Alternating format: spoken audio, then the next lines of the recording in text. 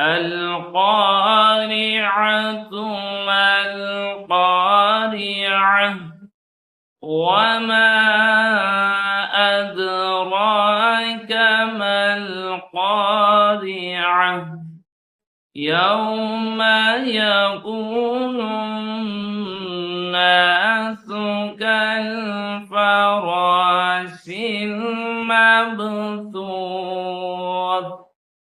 وتكون الجبال كالعهن المنفوش